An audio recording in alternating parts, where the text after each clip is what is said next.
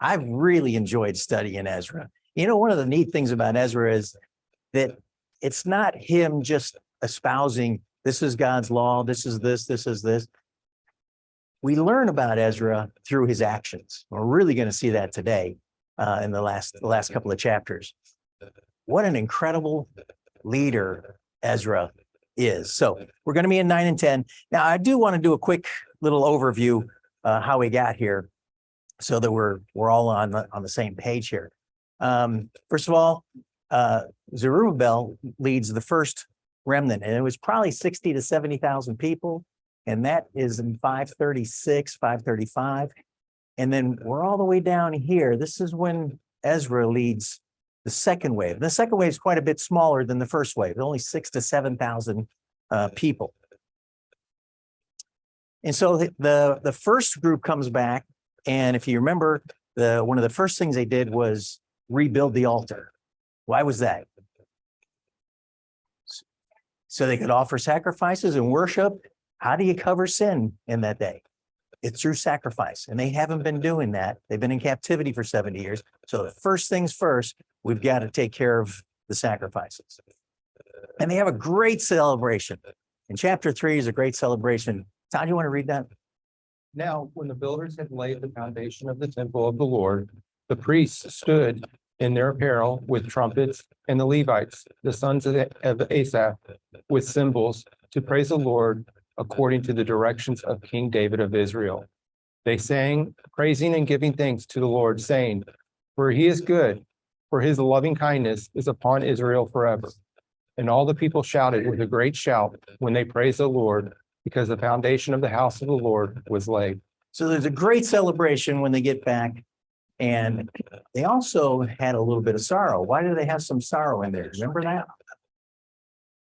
Because the older people that had come back, they were around when the first temple was there.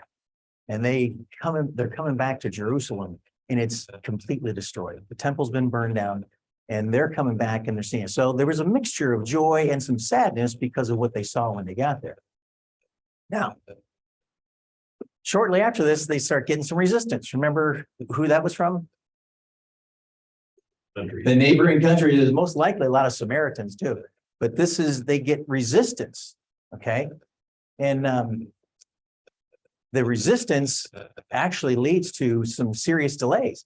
They actually delayed the building of the temple by about 18 years.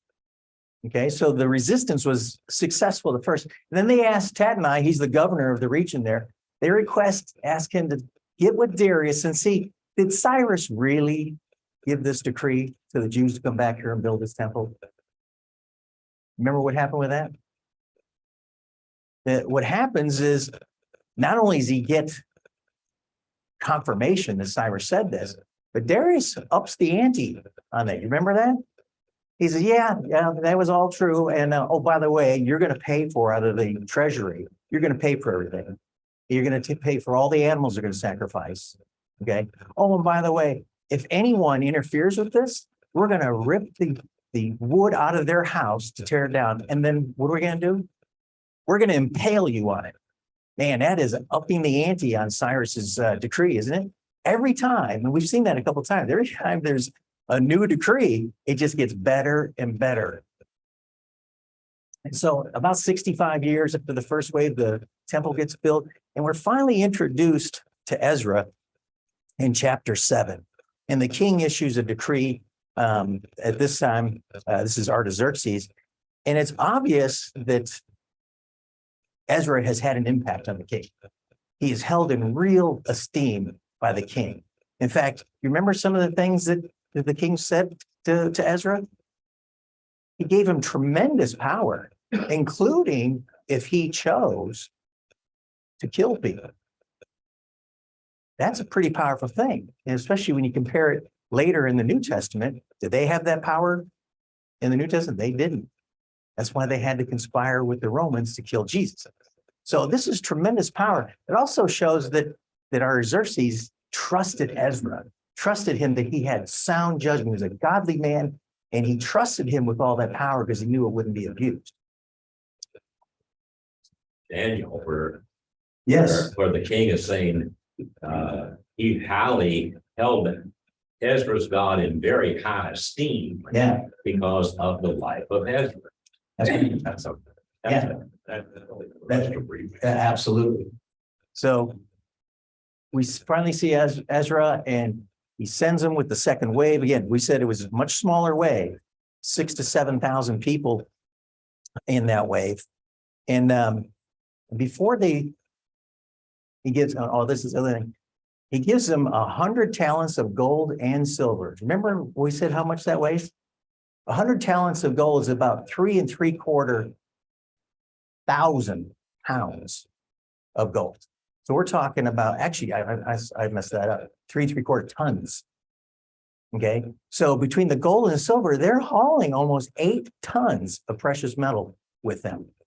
You think that's a problem in any way when you're going to make that 1,000-mile journey from Babylon back to Jerusalem? For the animals, yeah, but what else?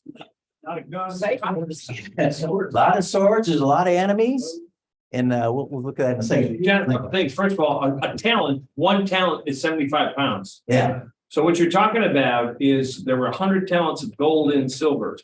Okay, so what you're talking about basically is 15,000 pounds of either gold or silver. Yeah. That's a lot of a stuff. lot of stuff. But you mentioned something earlier, and can you clarify this just a little bit?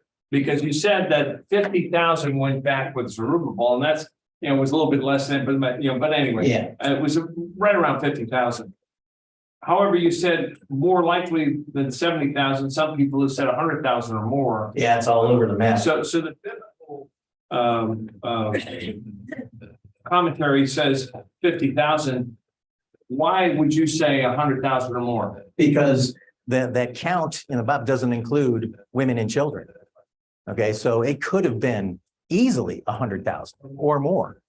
So yeah, you're going to see that again, even with Ezra's group. We don't really know what the exact number is. Again, they're only counting men. Typically, as Alvin told me earlier, they're counting mules and men. You figure out everything else.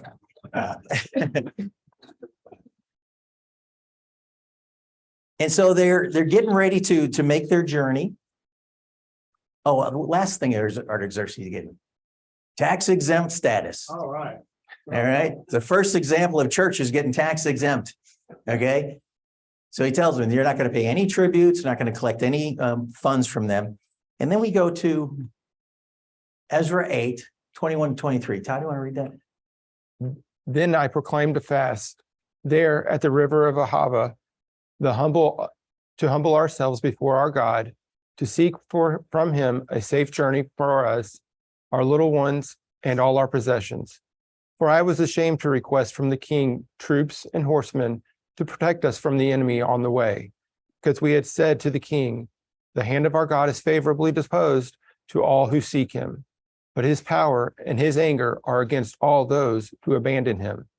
So we fasted and sought our God concerning this matter, and he listened to our pleading. So they're getting ready to make this journey. And the first thing a good leader does, especially a spiritual leader, is we're going to fast for 3 days. We're going to camp out here. We're going to fast for 3 days, ask God for his protection. I thought this was interesting, though. He says, I was ashamed to request from the king horsemen or protection. Why would he be ashamed? Looks like a lack of faith. Exactly. It's going to affect his witness. I guarantee he's been having conversations with the king about God, and to ask for protection after you've declared many times that God's going to protect you, it would have seemed cowardly and lack of faith not to do so. Okay. So he would be ashamed to ask for troops. It's a 1,000-mile journey. And then it finishes with this. Go ahead, Todd. Then we journeyed from the river Ahava on the 12th of the first month to go to Jerusalem, and the hand of our God was upon us, and he rescued us from the hand of the enemy and the ambushes by the road. So we came to Jerusalem and remained there for 3 days. So those fears were realized, but he also had protection from God. And he says, he rescued us from the hand of the enemy and ambushes. So they did encounter some problems on the trip back to Jerusalem, and God did protect them. And chapter 8 closes with them doing burnt offerings to God and delivering some of the edicts that the Artaxerxes had asked him to do to the other governors in the provinces. So he's done all that. They've come to Jerusalem and they divvied up. Remember, in the trip, they divvied up all the belongings, the gold and the silver, and everything else amongst the tribes. And then when they get to Jerusalem, they make an accounting for that to make sure everything's there again before they give all that to the temple. So Ezra's been busy. He's had an interesting 4-month journey. And now we get to chapter 9. And Ezra, he's able to complete all his tasks. And he's probably thinking it's time for him to buckle down and get busy with the project of rebuilding the temple and worship. But no sooner does Ezra gotten things in order that he's confronted with this, I think, an unexpected problem. He's not, I think he's caught off guard by this, and that you'll see from his reaction. But they tell him, let's go ahead and read that first section here, Todd. Now, when these things had been completed, the officials approached me, saying, the people of Israel and the priest and the Levites have not separated themselves from the peoples of the land as to their abominations. All right, hang on a second. Why were they in captivity? Why were they in captivity? God. They disobeyed God. What else? Worshipped idols. They worshiped idols. And how come they worshiped idols?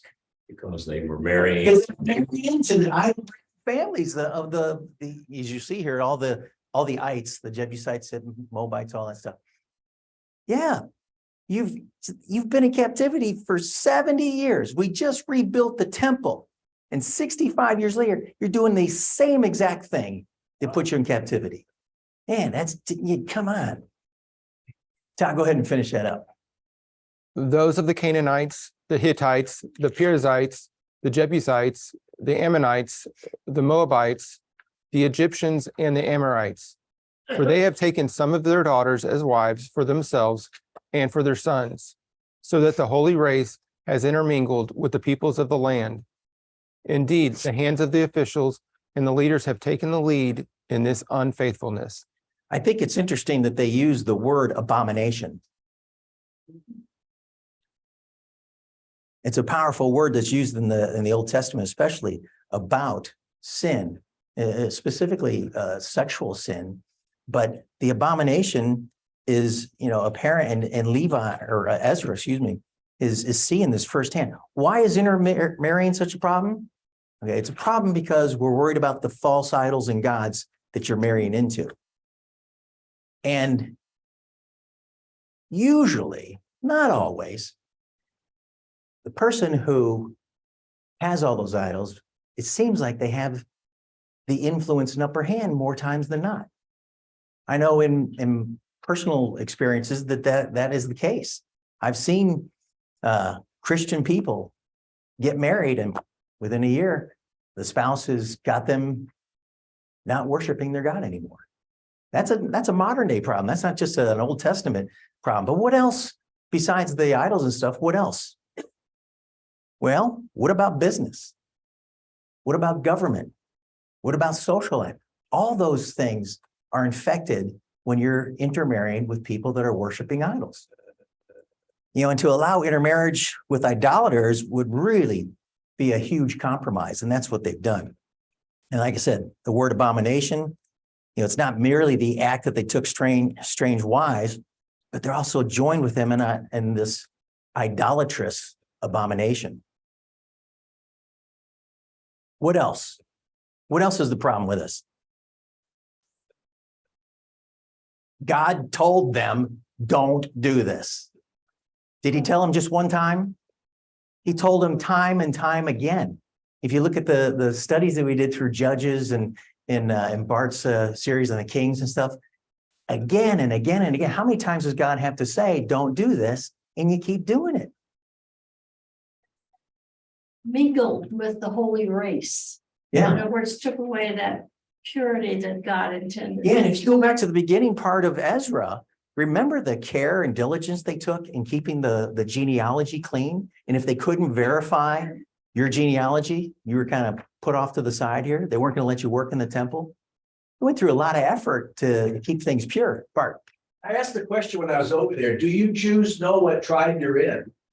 And the answer came back, if they're Levites or priests, they do. Really? Yeah. To this day. It's interesting. That's interesting. Well, let's look at one of God's warnings. Exodus 34:11-16, Todd. Be sure to comply with what I am commanding you this day.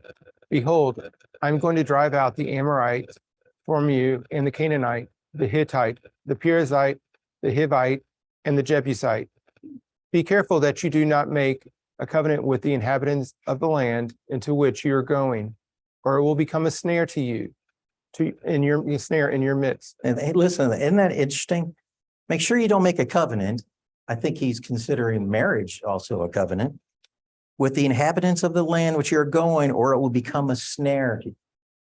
Does that happen today? Absolutely, it does. It's sad. Go ahead, Todd. But rather, you are to tear down their altars and smash their memorial stones and cut down their Asherim.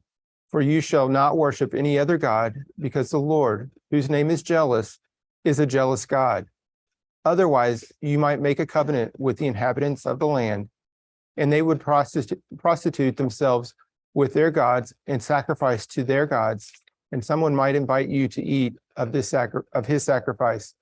And you might take some of his daughters for your sons, and his daughters might prostitute themselves with their gods, and cause your sons also to prostitute themselves with their gods. Now, there's a lot going on in that passage. You know, first of all, he says, I want you to drive my land. Did they do that? No. Make no covenants. Did they do that? No. Tear down. This is interesting. Tear down their altars, smash their memorial stones, cut down the Asherim. What's he saying? Get rid of all the gods. And anything that reminds you of them. Worship no other gods. Don't eat their sacrificed foods. And don't take their sons. The last thing he says is don't take sons and daughters in marriage. But the first part of that command is all about worship. Who are you worshiping? And in the New Testament, in 2 Corinthians, it says, don't be yoked together with unbelievers. At the risk of meddling in your lives. Has anyone here ever been unequally yoked in a previous relationship with a non-believer? Really? My wife is the only one? Well, that's good for you. I had a niece who, Porfy. Yeah. Well, that's okay. You're on equal ground there. And you're still on equal ground. I love that. I had a niece who was engaged to a young man. And she was born and raised in the church and everything else. And yet she was dating this guy and ends up being engaged to this young man. And she broke off that engagement with him because she realized, and I think her parents might have reminded her, you're unequally yoked with a non-believer. And she cut it off. And guess what happened? He became a Christian. He's an elder at a church that they go to. Okay. Her being obedient to God's word brought him to the Lord. Now I can tell you the same thing really about myself. It took a while, but Patsy shouldn't have been married to me. Other than the fact that I was an incredibly good looking Irishman. She had no business being with me. I hadn't stepped foot in a church in 10 or 12 years until I met her. But I can tell you this, if she'd have gave me that same ultimatum, I would have done anything that she wanted me to do. Yeah, so if you haven't had that experience, God love you. Let's move on here. All right, I want you to pay attention to Ezra's reaction here. Okay, go ahead, Todd. When I heard about this matter, I tore my garment and my robe and pulled out some of the hair from my head and my beard and sat down appalled. Then everyone who was frightened by the words of the God of Israel on the account of the unfaithfulness of the exiles gathered to me, and I sat appalled until the evening offering. Now, the word appalled there actually it means stupefied. Like, I cannot believe this. I asked Alvin if he had been like a modern day Ezra, and torn his cloak and pulled out his hair. And That's he has raised a number of children, so I could see where that could be a thing. But that happened. That was the way you were met. That's sometimes how you met those sins. You were just so overcome that you had a desire to pull your hair out. Did your mother ever tell you when you're a kid, I'm pulling my hair out over you? Oh, Ezra actually was pulling his hair out and his beard because he was in such agony over what he's heard. So I don't recommend that. He just finished a 4-month, a really dangerous journey from Babylon to Jerusalem. And maybe, we don't know, I don't want to put words in Ezra's mouth. Maybe he over-romanticized a little bit about the spiritual commitment with the people that are back in Jerusalem. At the very least, he probably wasn't aware of what the spiritual condition was being in Babylon. But now after his 4-month journey, in a very short time, he now knows. Like I said, tearing the garments and pulling out hair, that was a common sign of grief and despair. And think about this. Just 60 years before, we're reading in the text in Ezra, the exiles held the Passover on the 14th of the first month, for the priests and the Levites had purified themselves together. All of them were pure. And now we're in chapter 9, and it's not so pure. And what we see is that Ezra didn't discover this issue of intermarriage. How did he discover it? They came and told him. They mentioned it to him. It makes it clear that this is not a sin of ignorance. This was a well-known problem.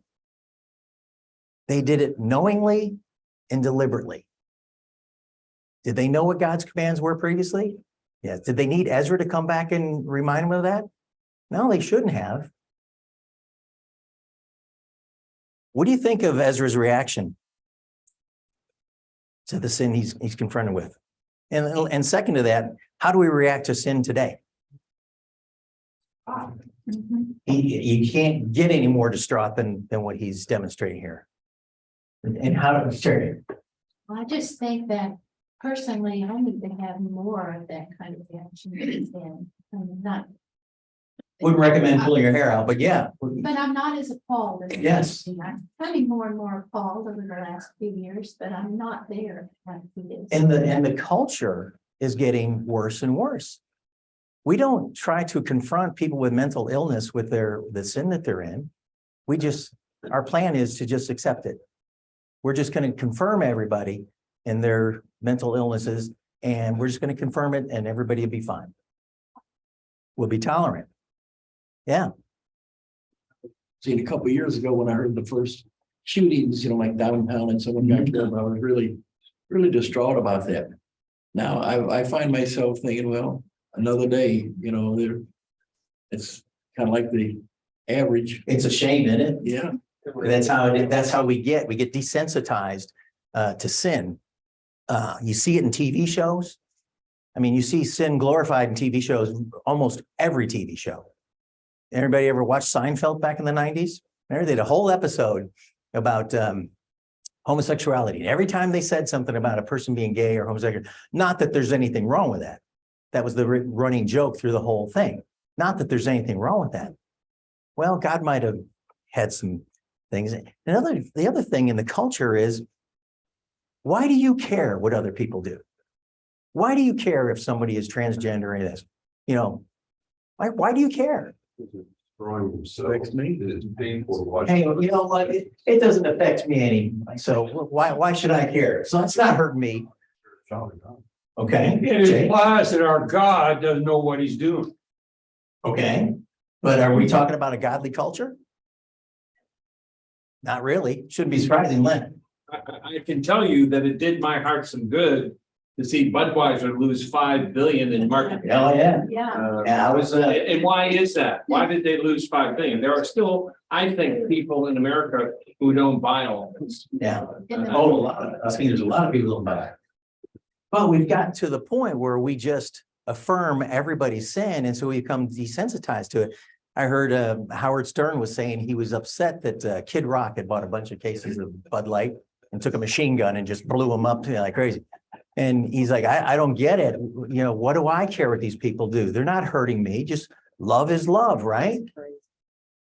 And not that I'm a big beer drinker, but Pabst Blue Ribbon made an additional 24 million. Well, I guarantee you. By the way, Budweiser owns Modelo and Corona. So if you're a beer drinker, you know. Rock was asked, why did you buy new cases of beer just to blow them up? He said they weren't new cases. I have one. Yeah, and then- He just blew up what he has. and I can't remember the name of the country artist who's taken Budweiser completely off their tour list. John Rich. Travis Tritt. So, yeah, it's Bart. You know, the Bible deals with it as individuals and as families and nations. Yeah. So what goes on in our nation makes a difference to us because we are part of that collective. America kind of has this idea that we're autonomous and everybody is a little tiny individual Yeah. to himself. But that's not the way God sees it. We are individuals, but we are also part of this nation, and whatever goes on in this nation reflects on us and us on them. And that's the answer to the question, why should I care? Because the culture gets changed. Question though, so what does that imply for us? What is our responsibility? Because there's a large remnant of believers here. Oh, yeah. So what is our responsibility in light of that? Is it not to be on our knees praying against that? Yeah, But praying with a sense of power? Yeah, we're gonna get into that in just a second with Ezra's example is you know, the first thing is gonna be confession. And we're not doing that. So the answer to Howard Stern is, why do I care? It's because you're influencing the culture, and when you influence the culture, you influence all the children. Mm-hmm. Why are drag queens fighting so hard to be able to read books at the libraries of local schools?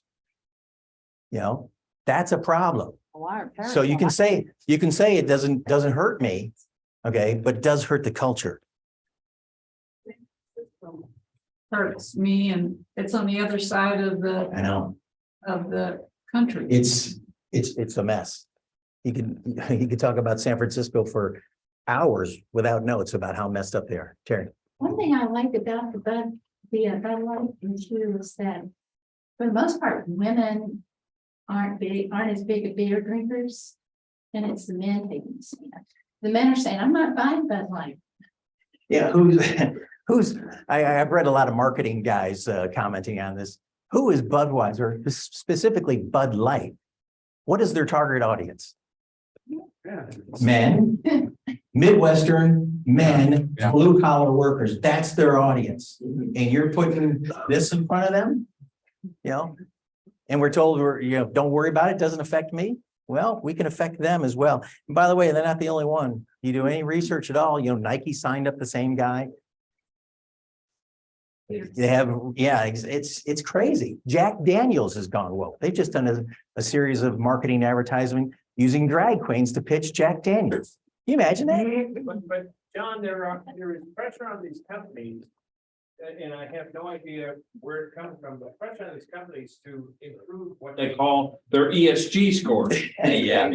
And really, quite frankly, Budweiser gets some points on their ESG score, so they get the people to leave them alone. But it's environment, social, Governance. and governance. They're promoting gay kids books to children. I'm telling you, it's obscene. And if you think it's just Budweiser or Nike, it's not. It's all across the board. Like Glenn said, Companies, large companies that have Nike, Ultra. there's a whole bunch of them. And let's not forget what Disney's done with their movies and stuff.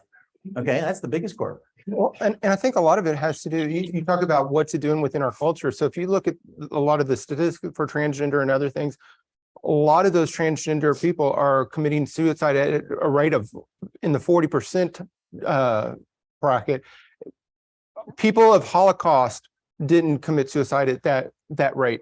And it goes into showing what our culture is running into with that whole transgender and the sacrificing that we are doing with our kids, both at the teenage level and with the abortion level. We are wiping out generations. Yeah, I after don't want to get generations. bogged down too much on it, but the suicide rates are the same after you've transitioned as before.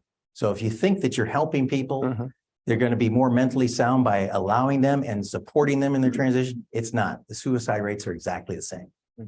Len. You know, the life expectancy of a gay man is 42 years old. Yeah.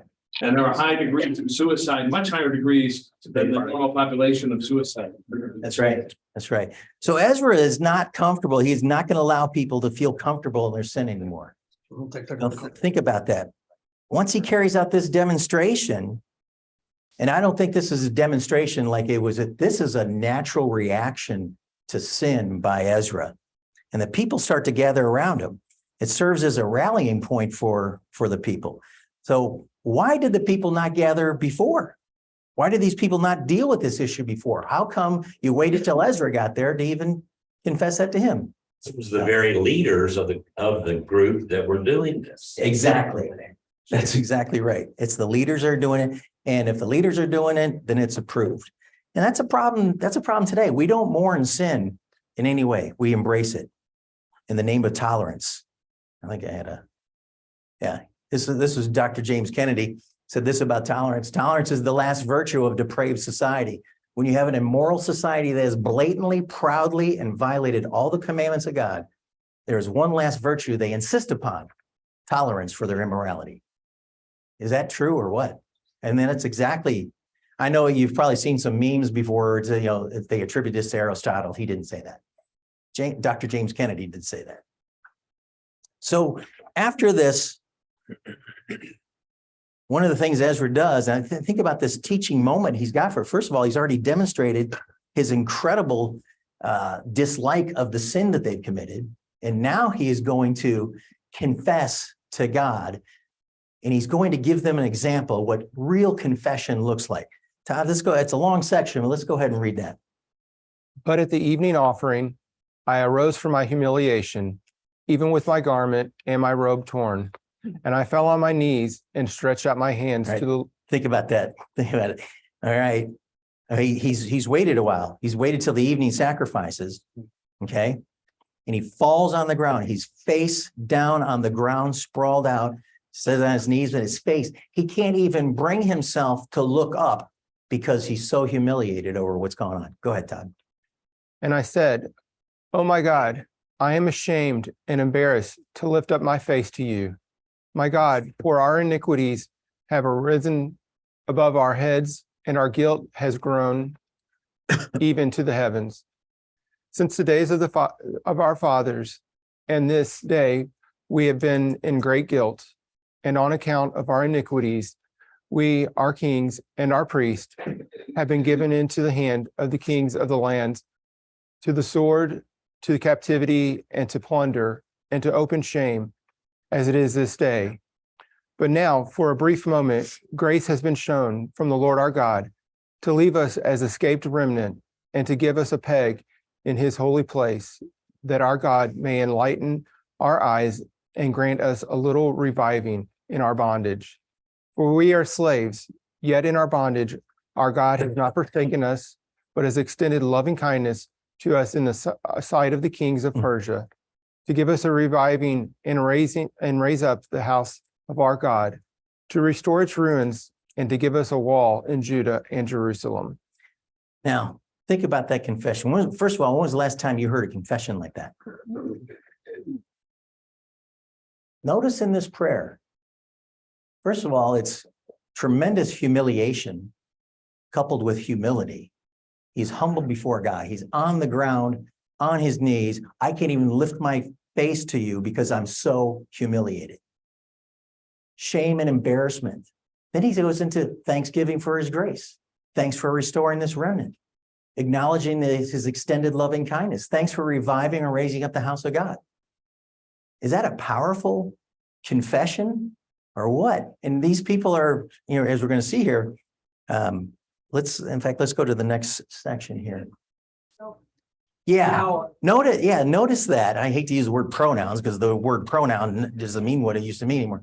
But yeah, he's not saying these people have sinned against you. Those guys have done wrong. These people have broken your commandments. We, I, us. You know, he throws himself in them. Why does he do that? Because he considers himself part of that remnant, not just the leader, but that's the way he sees himself. Todd, let's go ahead and read the next section there. Now, O God, what shall we say after this? Sorry, forsaking your commandments, There you which go. you. Sorry about that. It starts at the bottom of that page. Yeah, I've messed around with the colors trying to make this readable. It just didn't work as well as I like it to. Now, our God, what shall we say after this? For we have forsaken your commandments, which you have commanded by your servants, the prophets, saying, the land which you are entering to possess is an unclean land, with the uncleanness of the peoples of the lands, with their abominations, which have filled it from end to end, and with their impurity. So now do not give your daughters to their sons, nor take their daughters to your sons, and never seek their peace or their prosperity, that you may be strong and eat the good things of the land and leave it as the inheritance to your sons forever. After all that has come upon us for our evil deeds and our great guilt, since you, our God, have requited us less than our iniquities deserve, and have given us an escaped remnant as this. Shall we again break your commandments and intermarry with the peoples who commit these abominations? Would you not be angry with us to the point of destruction, until there is no remnant, nor any who escape? O Lord God of Israel, you are righteous, for we have been left an escaped remnant. As it is this day, behold, we are before you in our guilt, for no one can stand before you because of this. All right, I'm gonna need those notes back. Remember Bob Russell used to say, if it's not in the notes, it can't be true. So notice what he says in this section of it. This is one continuous prayer. He offers no excuses or explanation. How many times you heard anybody confess anything that didn't include some sort of rationale for their sin? Who's raised children here? Yeah, you know what I'm talking about, okay? What? Big word, but. Yeah, we'll get into the big butt here in just a second. So the conduct is indefensible. He acknowledges that their exile was less than they deserved. We were just in exile for 70 years, and it should have been more. He acknowledges his commands against intermarrying and acknowledges their guilt again. What do you think the people around him are thinking as they see their leader on the ground confessing this about their sin? Well, we're going to find out. You know, as a leader, Ezra is demonstrating what to his people? Humility, repentance, prayer first. He's also demonstrated to them his outrage over the sin that they've committed. Now, you know, he could have started just giving orders. He has the authority. He could have started rebuking people. He could have started teaching people, but he doesn't do that. First, he prays. And before there can be restoration with God, there has to be confession to God. If you are in some sort of sin and you want God to redeem you from it, you have to confess it first and foremost. And that's what Ezra is demonstrating to them. You know, another thing I notice is Ezra, we talked about this, the pronouns, I, we, our. And like I said, simply put, he's one of the people and he's identifying himself as linked to that group. So that's not a surprise either. Good leader it demonstrates that through those kinds of actions. When people first sinned, think about this. Let's go back to Genesis, go back to the garden. When Adam sinned, what did he do? He pointed to Eve. Okay, this woman you gave me made me eat of this. And then what does she do? She blames the snake. That snake deceived me and it made me eat it. And the fact is, they're both culpable for the sin. Okay, but that's our natural. It wasn't my fault. I lost track of time. It's not a big deal. It's my brother's thought. I had 3 older brothers, so I could have used that a lot. I couldn't help it. course, my all-time childhood favorite is I forgot. Anybody ever heard that from your kids? I forgot. You know, when Lindsay was a kid, she was a lousy sinner for one, because you could catch her in anything. She was not very good at escaping, justice. And every time we would catch her, he should, I'm sorry. Every time, I'm sorry. Are you really? Or are you just sorry that you got caught? I had that conversation with her more than once, I'm afraid to tell you. I could probably still have it today. Apologies really aren't confessions. Have you ever heard this one? I'm sorry what I said made you feel bad. Is that a confession? No. If I made you. Yeah, it's a lame apology at best. I'm sorry you felt bad. That's right. I'm sorry I hurt you. It doesn't include, it almost never includes any sort of confession. I'm sorry that I knocked you to the ground and you got hurt, and I'm sorry about that. Okay? Talking to your little sister. Sorry. Anybody here before you were a Christian, anybody ever watched Caddyshack? Not Caddyshack, Animal House. Don't watch it now. You don't want to see it. But there's a scene where John Belushi's coming down the stairs and the guy's playing the guitar, and he just takes the guitar and he just smashes it to pieces on there. And he just looks at it and goes, sorry. That's how we are. We don't confess anything. We're sorry, as if that makes everything better. And it doesn't. Let's look at the next section here.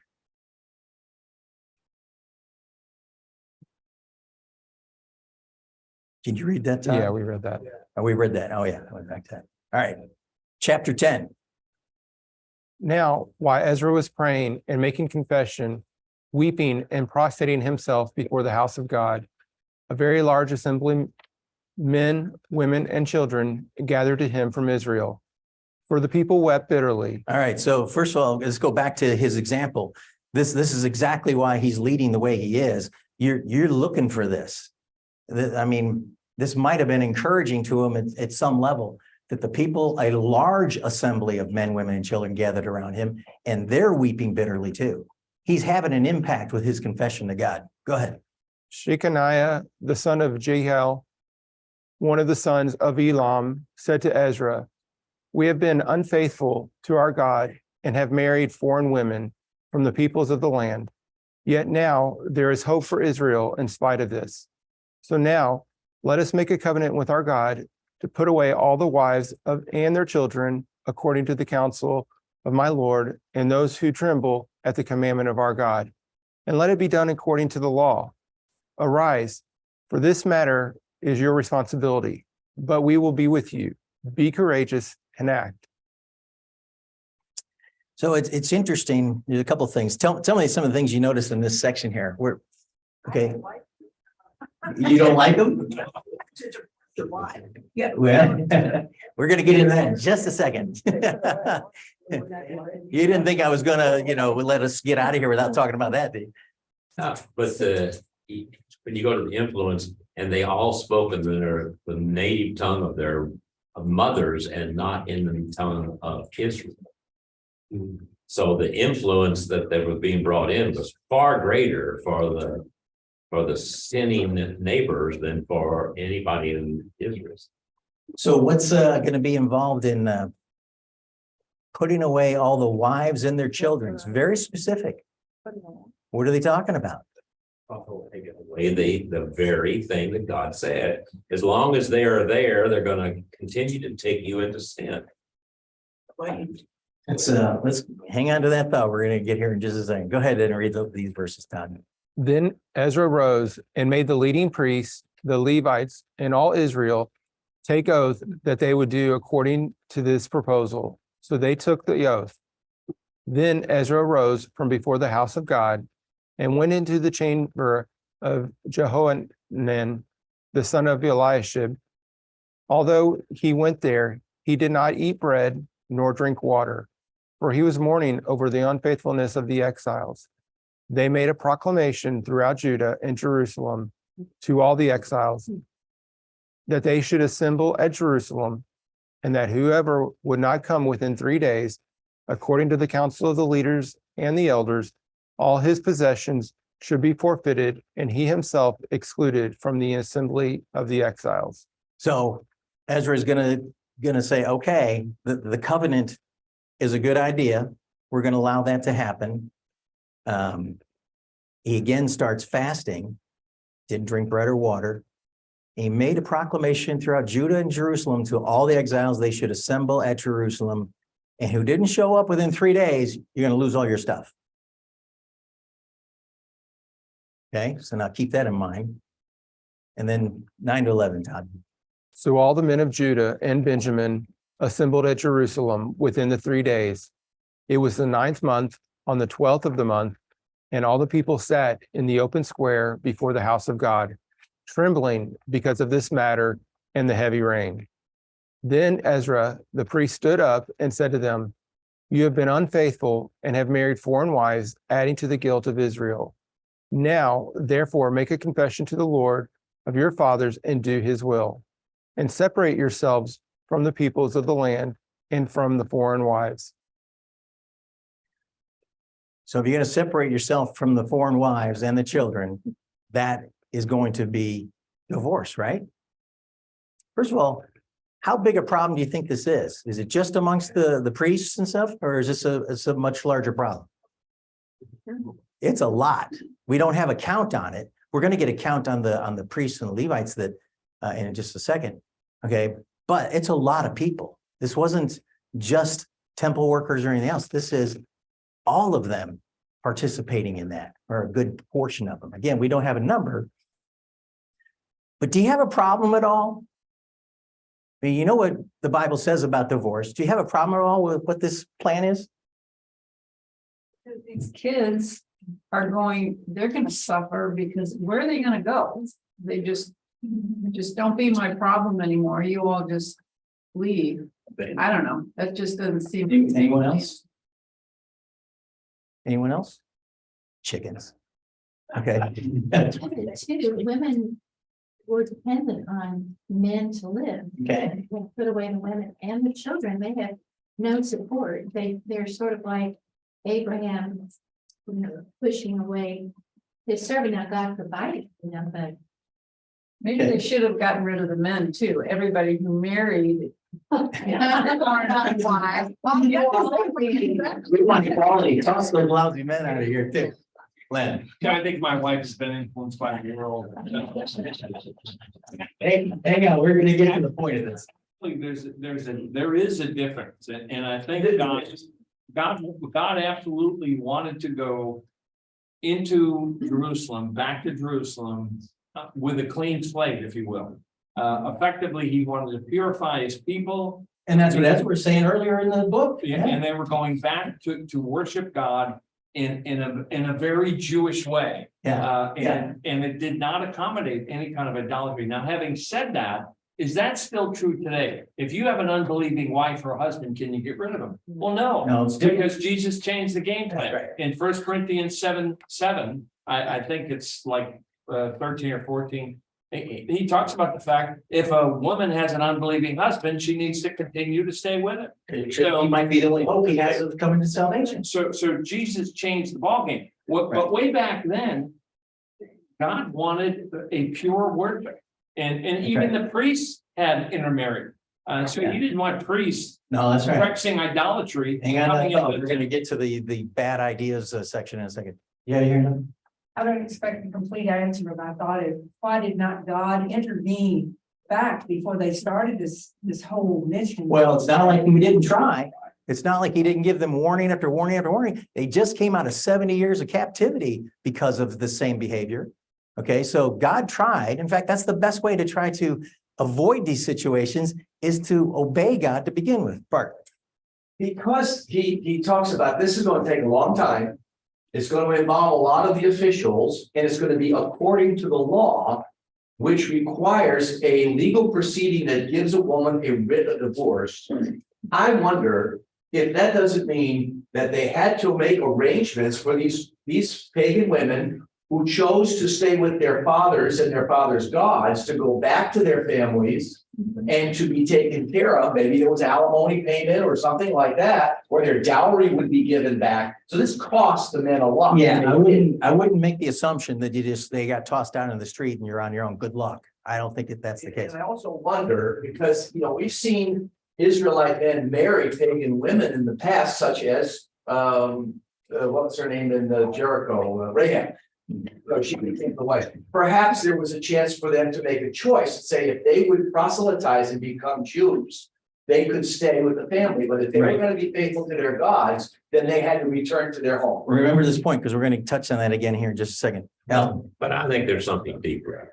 That is God saying, you can't have a covenant with me if you're gonna maintain a covenant with idol worship. Yeah. And we have that problem today. Yeah. Because a lot of people today say, I can go ahead and sin like this because I accepted Jesus Christ, I believe who he is, therefore I have can perpetual do forgiveness. whatever I want to do. That is, you maintain your covenant with the world and you think that you've got a covenant with God. Right. Yeah, you got nothing. That's what yeah, it's exactly right. But think about this. God hates divorce. We know that. Okay. He hates their sin of getting married to pagan women worse than divorce. Now, so he hates divorce, pagan women, that's a problem. Now, they put themselves in a serious dilemma because now you have two bad choices to choose from. There's no good way out of this. Sometimes when you're locked in sin, there's going to be repercussions on the backside of it trying to get out of it. And it may not be pretty. Bad choice number one equals staying married to these people. The result would likely be disastrous because you'd have a huge remnant that is falling away from God. Bad choice number two is to immediately end these relationships that would cause some collateral damage, specifically with children. But it's a necessary step to ensure the spiritual purity of the nation. If you're looking at those choices, God, as much as he hates divorce, the best bad idea is the one to do. It's number two. You ever see Argo? Remember the pitching all those ideas on how to get the hostages out of Iran back in the 70s? And the general says, do you have any other bad ideas? He goes, no, these are our best bad ideas. And that's where we're at here. Gigi. This is just, they didn't ask me, so they couldn't do this, but God used to kill off groups of Israelites who were disobedient. These men were disobedient. They knew they weren't supposed to do that. So I think they should have gotten rid of the whole family. Go somewhere. You're not part of this anymore. Your issues with God, not with me. Okay. And Lynn, I'm sorry, you got an interesting lunch coming up. Imagine what this is. Oh, yeah, you're in trouble. What's interesting about this, John, is that God had already established a precedent for this with Abraham. When they basically shipped Hagar off with Ishmael, Yeah. but God told him that he would take care of Ishmael and then he would take care of Hagar. And he did it. He took care of that. Yeah. So part of this is, it's not new. It's been there before. And effectively, they just had to figure out, they were in a mess, no doubt. But as Mark indicated, that's a real possibility that they could have also Right. given back the dowry. They could Again, have when we at the end here, you see the total numbers, I think you'll be a little surprised. Well, this is gonna recur in Nehemiah. But they said, as for their children, half spoke in the language of Ashdod, and none of them was able to speak the language of Judah, but the language of his own people. The influence on their kids was far more idolatrous Oh, yeah. and historically far more under the control of the women than under the men. Don't you find it even in culture today? The spiritual leader of many households is the woman. Patsy was for many, many years. I didn't become a Christian until I was 40. Who do you think was leading the kids, in that time? Who stood in the gaps for my spiritual life? Patsy did. Did you have another comment, Lynn? No. No, but that's an interesting question. Why is that? I know, it's a great question. that men lead less than women. Because Satan makes that inroad. He And if- wants to. And by the way, I'm not gonna cover any of this in mine. But it is true. Why? With that, we have a cultural problem where men are not stepping up in more ways than one, not just spiritual. Yeah, how many single mother homes are there in Louisville? A lot. But our entertainment industry makes all men that are trying to lead do cops. Yeah, Yeah. it is true. It is true. I think from the get-go, God wanted something very pure. He was developing that pure race of people, that pure group of people that was going to birth his son. That was the purpose. All the rules, the regulations, I mean, they all seem ridiculous, right? But they were all black and white at that point in time. This is the way it's going to be. And he was trying to train to people that there aren't alternatives. It's me or the highway. And I Pretty think clear this about it. was served, I mean, that's just who God is. That's who he is to me. Well, in one section, he's in Exodus, he's a jealous God. Well, jealous for what? For his people. He's and for his own honor. Yeah. I'm going to skip. Go ahead, Len. Even to what Nancy said, even if you take a look at the genealogy of Jesus, it wasn't a pure genealogy.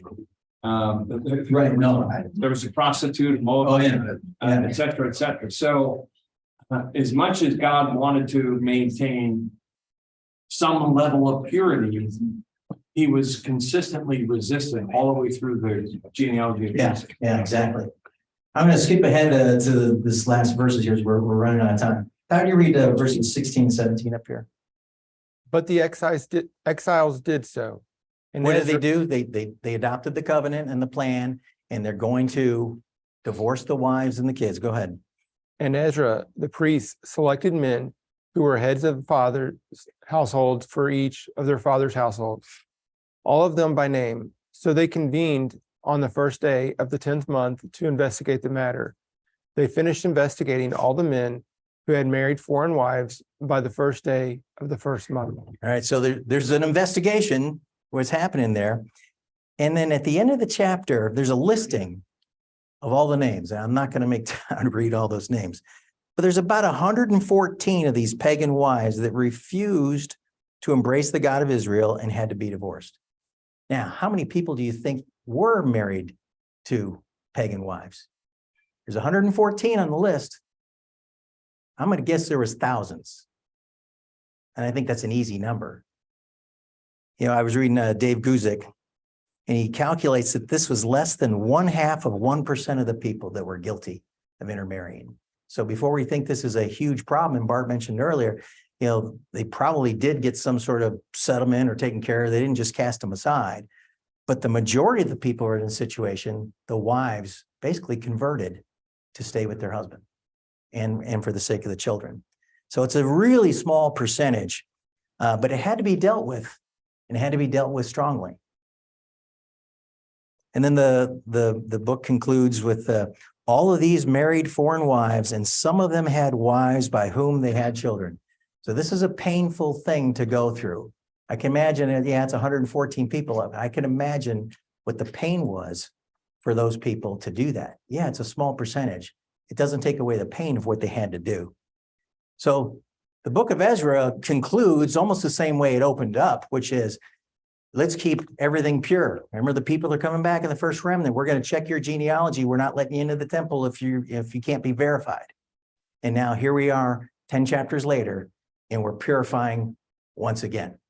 Thank goodness when Len gets to Nehemiah, all this will be settled. There won't be any problems.